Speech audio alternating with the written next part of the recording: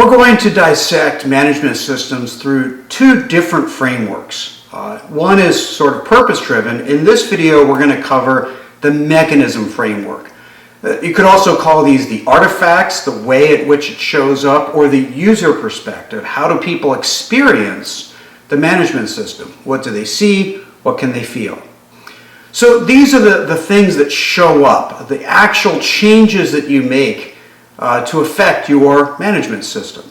So they include calendar management, right? What makes it onto your calendar, what doesn't? Not just meetings, but how other time is spent as well. How do we free up time? What's the cadence and sequence? How do you put things in your calendar that are just important to get done? So calendar management, again, individually, at a team level, at an organizational level, becomes a really powerful part of your management system. Meetings are perhaps the most obvious. They of course drive attention, and we'll talk more about that in just a second.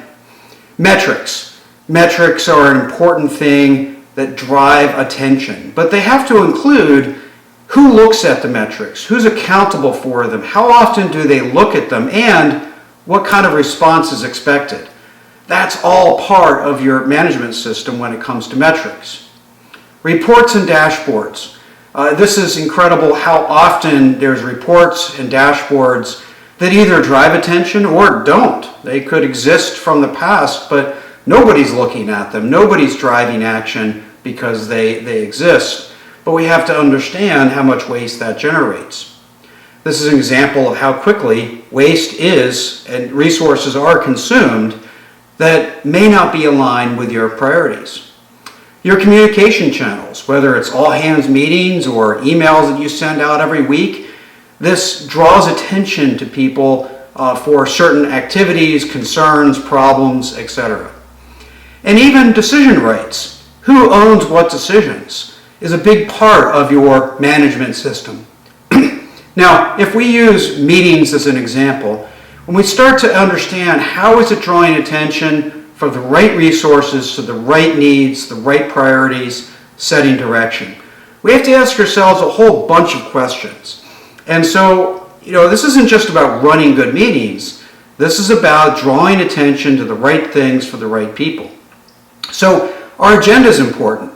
How standard is our agenda? Is it a rough guideline, or do we follow it precisely? What comes first in the agenda says a lot about what our priorities are.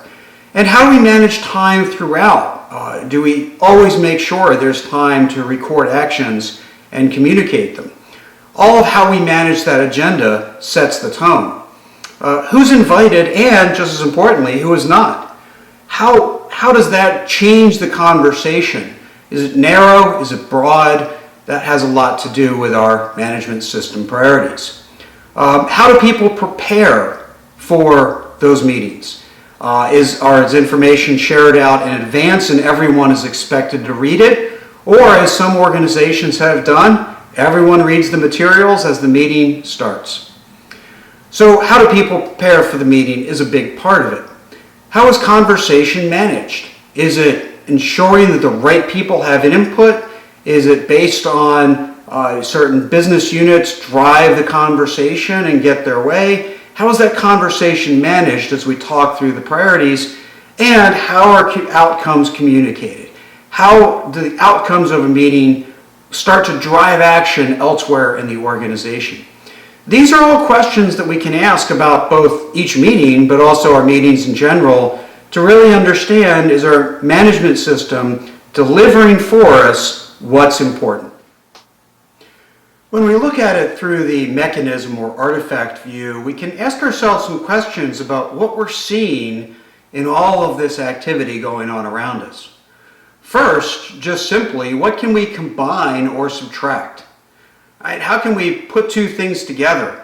Do we have a weekly safety meeting and a weekly quality meeting where we could really just have a weekly meeting to review issues? So where can we combine, simplify, and streamline what we're paying attention to? Also, where do we have overkill or overprocessing? Where are we putting more resources than is worth what we're getting out of it? Are we getting value? Are we getting attention and insight in the right ways at the right places. So that value question also has to do with resources, but we have to change it in order to produce the value.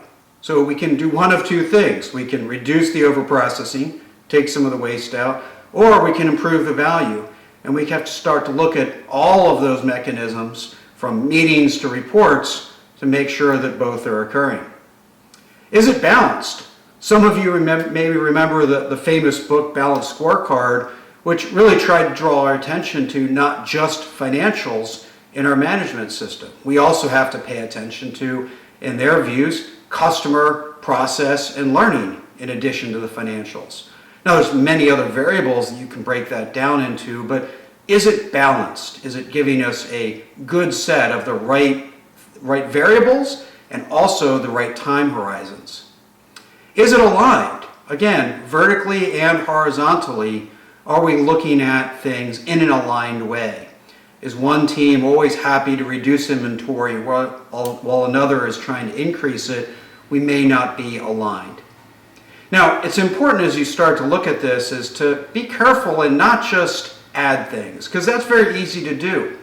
We add and we add and we add. And we get to meetings and reports that get massively complicated.